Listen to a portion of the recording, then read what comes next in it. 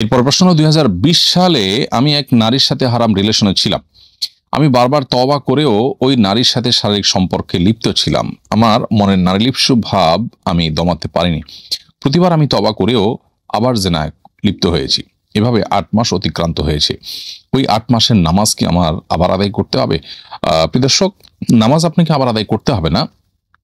নামাজ যদি সঠিকভাবে আদায় করে থাকেন সেটি আশা করা যায় দায়মুক্ত আপনাকে করবে, অর্থাৎ নামাজের মাধ্যমে নামাজ পড়ার যে দায় সেটা থেকে আপনি মুক্ত হবেন। কিন্তু আপনি যে হারাম সম্পর্কে বারবার লিপ্ত হয়েছেন সেজন্য আল্লাহর কাছে তওবা নাসুহা করতে হবে, খাঁটি অন্তরে তওবা করতে হবে, নিজেকে ভর্ৎসনা করতে হবে, অনুতপ্ত হতে হবে, লজ্জিত হতে হবে এবং ভবিষ্যতে আর কখনো এই ধরনের গুনাহে লিপ্ত হবেন না সে মর্মে আপনাকে কঠোরভাবে সংকল্প করতে হবে এবং গুনাহের পরিবেশ থেকে ফিরে আসতে হবে। এটি হলো মূলত আপনার করণীয়।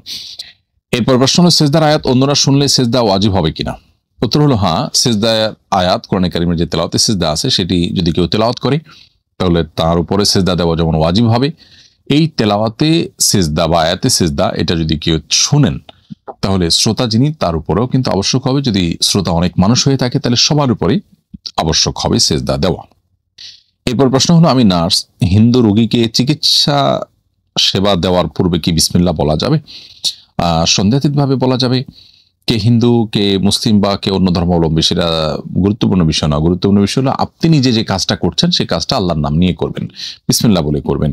অতএব তার সুফল যদি কোনো অমুসলিম পায় পাক, কিন্তু আপনি যে কোনো কাজ করবেন বিসমিল্লাহ বলে আল্লাহর নাম নিয়ে করবেন, সেটা হলো আপনার ডিউটি এবং আপনার কাজ, এবং এর মাধ্যমে আপনি সওয়াব পাবেন। এর মাধ্যমে যদি কারোর উপকার হয়ে যায় গেল, বিসমিল্লাহ বলার মাধ্যমে কল্যাণ হবে। কল্যাণ হয়ে গেল কোনো মুসলিমের কল্যাণ কামনা করা তো মৌলিকভাবে অন্যায্য বা দোষের কোনো বিষয় নয় শরীয়ত দৃষ্টিকোণ থেকে। এরপর প্রশ্ন হলো আমি না জেনে কবরে পেশাব করে ফেলেছি, আগে জানতাম না এখানে কবর আছে, পরে জেনেছি, আমার কি কোনো ক্ষতি হবে? এখন করণীয় কি? উত্তর হলো যে কবরস্থানে পেশাব করা অনুচিত। কবরস্থানে কবরবাসীর প্রতি সম্মান প্রদর্শন করা এটা আমাদের কর্তব্যের অংশ। অতএব মানুষ জীবিত অবস্থায় যেরকম সম্মানিত, আল্লাহ বলেছেন লাকাদ কাররামনা বানি আদম, আমি আদম সন্তানদেরকে মানুষকে সম্মানিত করেছি, ঠিক একইভাবে মৃত্যুর পরও কিন্তু আদম সন্তান বা মানুষ সম্মানের পাত্র। সেজন্য মৃত ব্যক্তির সাথে কোনো প্রকার অমানবিক কার্যক্রম বা আপনার অসম্মানজনক কার্যক্রম করা শরীয়ত দৃষ্টিকোণ থেকে সুস্পষ্টভাবে নিষিদ্ধ। অতএব মৃত্যুর পর যদি কেউ কবরস্থ হয়, দাফন করা হয়ে থাকে, তার কবরের উপর পেশাব করা অন্যায় কাজ। হ্যাঁ, আপনি না জেনে করেছেন সেজন্য আশা করা যায় আল্লাহ তাআলার কাছে আপনার এর জন্য কোনো দায় থাকবে না এবং এর জন্য আলাদা কোনো ক্ষতিও আপনার হবে না। তবে আপনার পরবর্তী সময়ের জন্য সাবধান এবং সতর্ক থাকতে হবে, সচেতন হতে হবে এবং যেটি করেছেন সেজন্য তওবা করবেন। এরপরে প্রশ্ন হলো পাত্রপাত্রীর পারিবারিকভাবে দেখা ও পছন্দ হওয়ার পরও সামান্য ভুল বোঝাবুঝিতে বিয়ে অগ্রসর না হলে পাত্র আর পাত্রীর মেসেজের মাধ্যমে বিয়েকে অগ্রসর করার চেষ্টা করতে পারবে কি না?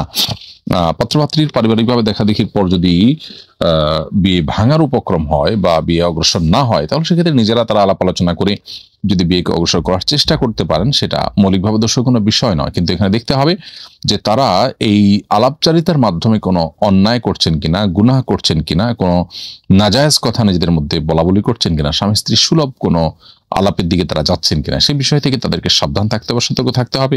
বাকি বিষয়টিকে যেটি ঘটেছে সেটাকে সুরাহায় নিয়ে আসা বা মীমাংসা নিয়ে আসার চেষ্টা করা এটা মৌলিকভাবে দোষের কোনো বিষয় নয়। এরপরে প্রশ্ন হলো কবরস্থানের চারপাশে দেওয়াল টানার জন্য যদি কোনো অর্থ দান করি তাকে সাদেকা জারিয়ার অন্তর্ভুক্ত হবে? উত্তর হলো কবরস্থানের চারপাশে দেয়াল টানার জন্য কোনো টাকা পয়সা দিলে সেটা অবশ্যই সাদেকা জারিয়ার সওয়াব এর ভাগীদার আপনি হবেন তার মাধ্যমে। কারণ কবরস্থানের চারপাশে ওয়াল করা এটা কবরকে হেফাজত করার জন্য, আর কবরকে হেফাজত করার জন্য এতটুকু কাজ বা উদ্যোগ নেওয়া এটা বলতে পারি আমরা এটা কবরের প্রতি যে কর্তব্য সমাজবাসীর, কবরবাসীর প্রতি যে কর্তব্য, কবরস্থানের প্রতি কর্তব্য সেটার অংশ। কারণ কবরস্থানের সংরক্ষণ, কবরবাসীর অসম্মান না হয় সেরকম কোনো উদ্যোগ গ্রহণ করা এটা মৌলিকভাবে সওয়াবের কাজ। বিধায় আপনার এই ওয়াল তোলাও সওয়াবের কাজ হবে এবং এর কারণে আপনি সাদেকা জারিয়া সওয়াব পাবেন ইনশাআল্লাহ তাআলা। এরপরে প্রশ্ন হলো, আমি দুইটা পোশাক পরিধান করি, জিন্সের প্যান্ট এবং এর ভেতরে লুঙ্গি বা অন্য কোনো কাপড়। ভেতরে কাপড় নাপাক হয়ে গেলে উপরের পোশাকটাও পরে কি নামাজ পড়া যাবে? উত্তর হলো যে আপনার ভেতরের কাপড় যদি নাপাক হয়ে যায় এবং উপরের কাপড় যদি সেটা লাগার সম্ভাবনা না থাকে, তাহলে সেক্ষেত্রে আপনার উপরের কাপড় পরে নামাজ পড়তে পারেন। ভেতরের কাপড় নাপাক হলে উপরেরটাও নাপাক হয়ে যাবে এমন কোনো বিষয় কিন্তু নেই। ধরুন সামান্য একটু পেশাবের ফোঁটা লেগেছে, তো এইটা সাধারণত একটা কাপড় ভেদ করে আরেকটা কাপড়ে যে অনেক বেশি লাগবে সেটার সম্ভাবনা খুবই ক্ষীণ। আর যদি অনেক বেশি নাপাক হয়ে থাকে, যেটার ফলে উপরেরটাও হয়তো অনেক বেশি নাপাক হয়ে গেছে, তাহলে সেক্ষেত্রে নাপাক হয়ে যাবে। আর সামান্য হয়তো লেগেছে, সামান্য লেগে থাকতে পারে, সংশয় হচ্ছে, এটার ভিত্তিতে উপরের কাপড়টাকে নাপাক ধরা হবে না।